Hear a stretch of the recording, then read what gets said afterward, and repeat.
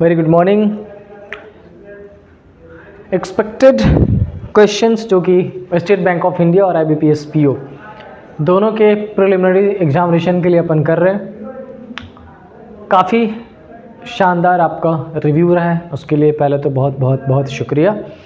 हम पहुंच चुके हैं इनइक्वालिटी पे। अच्छा, एक टाइम था जब प्री एग्जामिनेशन में सिलॉग्स के भी 3-4-5 क्वेश्चन आते थे, इनइक्वालिटी के भी 3-4-5 क्वेश्चन आ जाते थे। अब टाइम है या तो सिलॉग्स पूछा जाता है या इनइक्वालिटी, क्योंकि दोनों का जो पैटर्न है वो ऑलमोस्ट सेम है। ठीक है, बहुत सिंपल होता है।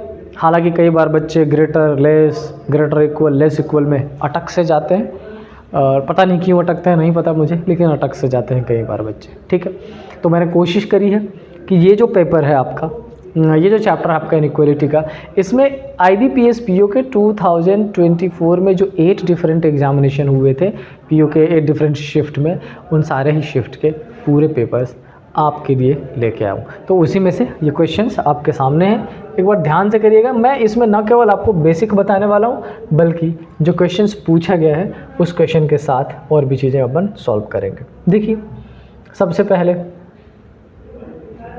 एक तो स्टेटमेंट, और स्टेटमेंट हमारा ये रहा। स्टेटमेंट 2 डिफरेंट पार्ट्स में गिवन है, ठीक है, और ये हमारा रहा कंक्लूजन। कंक्लूजन में पहला क्या पूछ रहा है, W is greater than P, और conclusion number 2 U is greater equal T। अब आप कहोगे कि सर एक्चुअल जो क्वेश्चन है उसमें तो डायरेक्शन डिफरेंट है, बट इस वाले में डायरेक्शन डिफरेंट है, कोई फ़र्क नहीं पड़ता है। यहाँ पर भी ये जो मूवमेंट है साइन का वो किसकी तरफ है, W की तरफ। यहाँ पर भी सेम है, W की तरफ। यहाँ पर भी किसकी तरफ है, U की तरफ। यहाँ भी किसकी तरफ है, U की तरफ। अब इम्पॉर्टेंट क्या है, ये हमसे पूछ क्या रहा है, हमसे पूछ रहा है कि W क्या P से बड़ा है, तो चेकआउट कर लेते हैं। अच्छा देखो, अगर आप सही से ध्यान से देखोगे तो आपको आइडिया लगेगा कि W इस अलग सेगमेंट में है और P इस अलग सेगमेंट में। तो करें क्या, मैंने आपको ऑफलाइन क्लास में भी बताया था कि जब ऐसे सेगमेंट हो जिसमें कॉमा लगा के 2-3 डिफरेंट पार्ट्स कर दिए गए हो, अब आप कॉमन ढूंढिए कि इस पर्टिकुलर सेट में और इसमें कॉमन कौन सा लेटर है। आप देखोगे कि इस दोनों में अगर कॉमन की बात कर लें तो भाई ये जो R है ना, ये R दोनों में कॉमन है। तो एक काम कर देता हूँ, मैं R को इस पोजीशन पर पुट कर देता हूँ। अच्छा, हमें कहाँ पहुँचना है, P तक। तो पहले अपन एक काम कर लेते हैं, R से W तक पहुँच लेते हैं। अच्छा, R से W तक पहुँचने के लिए यहाँ पर भी ये कंडीशन और यहाँ पर भी ये कंडीशन, ये हमने R से W तक रीच बना ली। डन, चलो। अच्छा, अब R से किस तक, P तक। तो R से P तक चलने के लिए ये Q की पोजीशन और ये P की पोजीशन हमने बना ली। अनफॉर्चुनेटली जब हमने P और W के रिलेशन को फाइंड करने की कोशिश की तो हमें लगा नहीं भाई, ये तो 2 डिफरेंट डायरेक्शन है। और मैंने आपको बेसिक क्लास में बता रखा है कि कहीं पर भी 2 डिफरेंट डायरेक्शन आ जाता हो तो आंसर फॉल्स हो जाएगा, कैन नॉट बी डिटरमाइंड हो जाएगा, आप पता नहीं कर पाओगे। क्यों? Let's take an example. Suppose कर लो ये जो A है ये बड़ा है B से, और ये जो B है ये छोटा है C से। मतलब B के इस साइड वाला भी B से बड़ा है C, और B के इस साइड वाला भी B से बड़ा है A। अच्छा, सपोज कर लो इसको हमने 5 दे दिया, इसको हमने 6 दे दिया, B से बड़ा बनाना था बना दिया, और इसको भी 6 दे दिया, B से बड़ा बनाना बना दिया। इसमें तो भाई ये A और C इक्वल हो गया। अच्छा, क्या पता हमें इसके पास 7 नहीं हो सकता है, हमें तो कुछ नहीं पता, हमें तो B के कंपैरिजन में बड़ा नंबर देना था, हमने दे दिया बड़ा नंबर, C को बड़ा कर दिया, हो गया गड़बड़ा। समझ रहे हो? अच्छा, क्या पता इस कॉन्फ़िगरेशन में C बड़ा हो जाए, ऐसा भी तो पॉसिबल हो। A के पास 10 है, हमसे कुछ ये थोड़ा बताया गया कि A को कितने नंबर देने, कितना भी बड़ा कितना भी छोटा दे सकते हैं। मतलब सिंपल कहने का ये कि in between 3 variables if 2 different direction आ जाता हो, चाहे वो डिफरेंट डायरेक्शन कुछ भी हो, ग्रेटर हो, लेस हो, ग्रेटर इक्वल, लेस इक्वल, कुछ भी हो, आपका आंसर होगा कैन नॉट बी डिटरमाइंड, आप करेक्ट उसको नहीं करेंगे। So the conclusion number 1 is wrong. अब क्या कह रहा है, यहाँ देख लेते हैं। कह रहा है कि भैया U या तो बड़ा है T से या U तो बराबर है T के। 2 डिफरेंट कंक्लूजन को एक जगह पुट कर दिया है, तो हमें U से T तक जाने के लिए करना क्या पड़ेगा, हमें U से T तक जाने के लिए U से ये फाइंड करना पड़ेगा, URST। चलो मैं फिर से यहाँ लिख देता हूँ। हमने पुट कर दिया U equal to R, R के बाद क्या पुट कर दिया एस, और एस के बाद क्या पुट कर दिया टी। अब हमें चेकआउट करना है इसमें कि क्या भाई, अच्छा यू और आर इक्वल, आर और एस इक्वल मतलब यू और एस भी इक्वल, तो जो रिलेशन एस का टी से होगा वही रिलेशन किसका हो जाएगा यू से, और एस तो वही है, एस या तो बड़ा है या बराबर है, तो यू भी सेम ही तो हो जाएगा। इसका मतलब ये कंक्लूजन नंबर 2 100% करेक्ट हो जाएगा। सुनो, मेरी कोशिश ये है कि क्वेश्चन तो मैं सॉल्व कराऊँ ही, साथ में उससे रिलेटेड जो कुछ बेसिक पैटर्न है मैं आपको वो भी बताता चलूँ, तो इसका ध्यान रखते चलिएगा। चलते हैं एक्सपेक्टेड क्वेश्चन नंबर 2 की तरफ। अब क्या कह रहा है, ये हमारा स्टेटमेंट, फिर से 2 अलग सेगमेंट में, और स्टेटमेंट करते करते भूख से लग आई है, बेसिकली ये कह रहा हूँ, वो भी बहुत ज़्यादा तेज़ वाली। चलो देखते हैं क्या कह रहा है कंक्लूजन में। कह रहा है भैया क्या एल बड़ा है आर से, चेकआउट कर लेते हैं। अच्छा इसमें एल रहा, इसमें आर रहा, सेपरेट, कॉमन कौन सा है भाई, एन दिख रहा है, तो चलो हमने एन को कॉमन पुट कर लिया। अच्छा N is less than R put कर दिया, सिर्फ इतने को अभी हमने यहाँ पुट किया है। अच्छा दूसरे में क्या कह रहा है, एन यहाँ पर है ही, एन से इक्वल टू किसका गिवन है एम का, और एम से किसका एल का। क्या एल और आर का रिलेशन डिटरमाइन आप कर पाओगे, और ना बिल्कुल नहीं कर पाएंगे। दो डिफरेंट डायरेक्शन, आर भी बड़ा एन से, एल भी बड़ा एन से, हमें क्या पता है एल और आर में कौन सा बड़ा है कौन सा छोटा है, क्या दोनों बराबर है, answer can not be determined, follow नहीं कर सकते। डन। नेक्स्ट क्या लिखा है, कह रहा भाई क्या क्यू छोटा या बराबर है ओके, या दूसरे टर्म में कह सकते क्या ओ बड़ा या बराबर है क्यू के, चेकआउट कर लेते हैं। अच्छा ओ से क्यू तक चलने के लिए फॉर्चुनेटली कॉमन तो एन ही लेना पड़ेगा, यहाँ ले लेते हैं, हमने पुट कर दिया किसको एन को। अच्छा एन से पी तक चलने के लिए कहाँ तक चलना था, क्यू से ओ तक, तो पहले एन से ओ कर देता हूँ मैं, एन से ओ।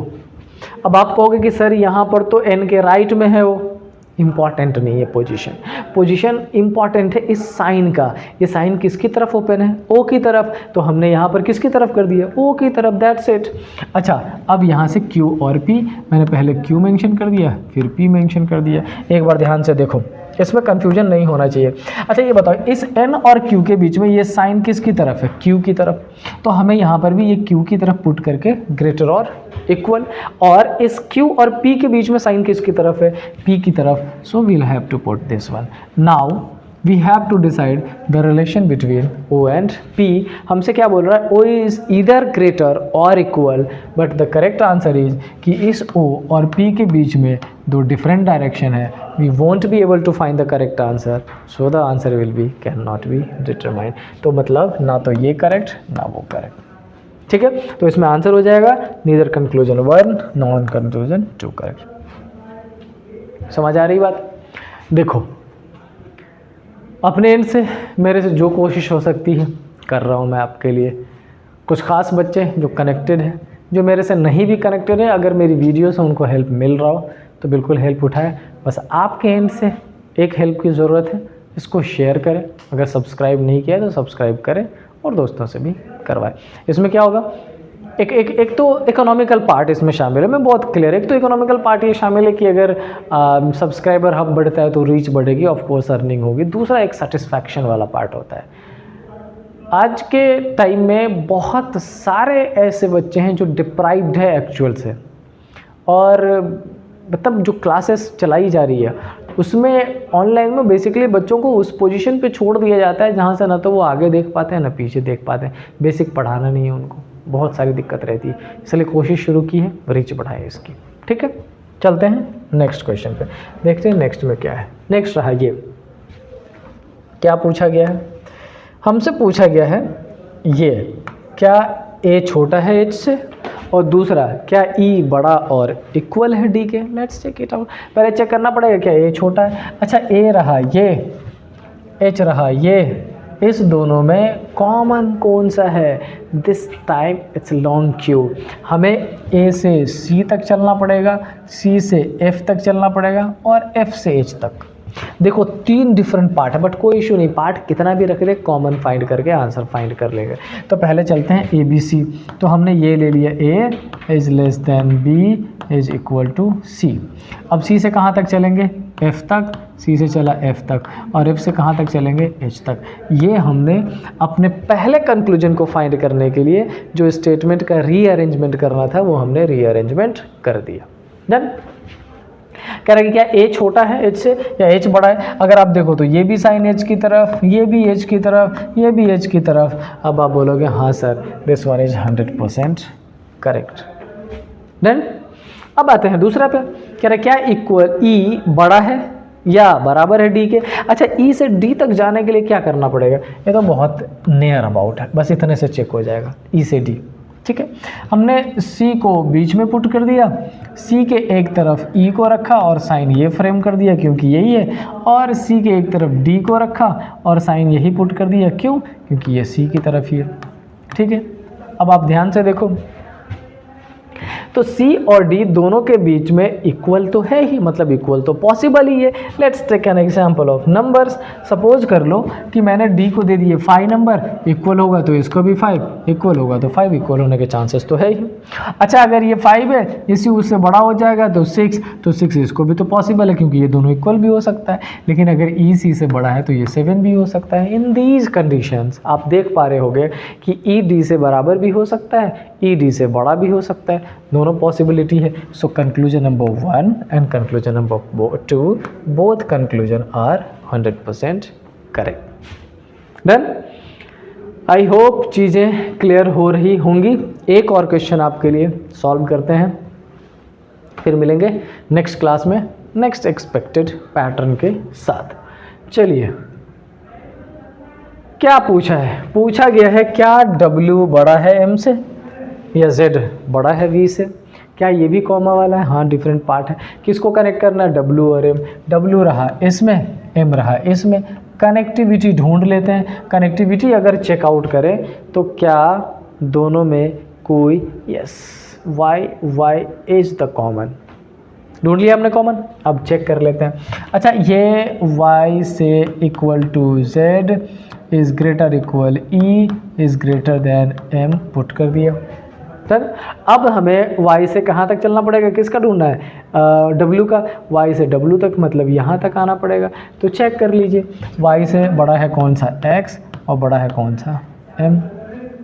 ठीक है, अब आप बोलोगे सर यहाँ ये f भी तो था, ज़रूरी ही नहीं है, रिलेशन किसका फाइंड करना था, w और m का। क्या कह रहा है, w बड़ा है क्या m से। अच्छा सुनो, इस w से m तक चेकआउट करो, क्या सारे साइन का मूवमेंट m की तरफ है। सॉरी, मैंने वहाँ भी m लिख दिया, वहाँ भी m, सॉरी, ये m नहीं, ये w है। क्या सारे साइन का जो डायरेक्शन है वो w की तरफ है, 1 2 3 4, यस। क्या ग्रेटर यूज़ किया गया है, हाँ, तो 100% ग्रेटर हो जाएगा। अच्छा, अब किसी के मन में ये आता हो कि सर ग्रेटर इक्वल भी तो है, इक्वल भी तो, कोई फ़र्क नहीं पड़ता। Let's take an example.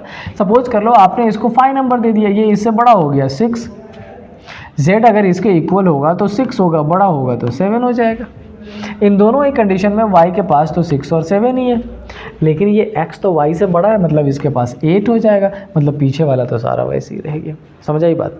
तो अगर एक ही पर्टिकुलर सेगमेंट में इक्वल भी गिवन हो, ग्रेटर भी गिवन हो और ग्रेटर इक्वल भी गिवन हो, तो हमेशा ग्रेटर फॉलो करता है। याद है, एक एग्जाम्पल देता था मैं क्लास में कि अगर एक ही क्लास में प्रेसिडेंट भी हो, प्रधानमंत्री भी हो और आर्मी चीफ भी हो, या मैं दूसरा एग्जांपल दे दूँ, प्रेसिडेंट भी हो, आर्मी चीफ भी हो, सोल्जर भी हो, तो इसमें किसके राइट्स चलेंगे। So the correct answer wise president. और मैं प्रेसिडेंट किसको दिया करता था, ग्रेटर को। आर्मी चीफ किसको, ग्रेटर इक्वल को। सोल्जर किसको, इक्वल को। इतना सिंपल पैटर्न से पढ़ाता था। चलिए देखते हैं, z equal to greater than V. z equal to greater than V जो फाइंड करने का है वो आपकी रिस्पॉन्सिबिलिटी है, आप फाइंड करके मुझे बताएंगे, क्योंकि मैं चला गया हूँ थोड़ा सा रेट्रोस्पेक्टिव, पुराने दिनों में, पुराने कोचिंग सेंटर्स में जहाँ मैं पढ़ाया करता था।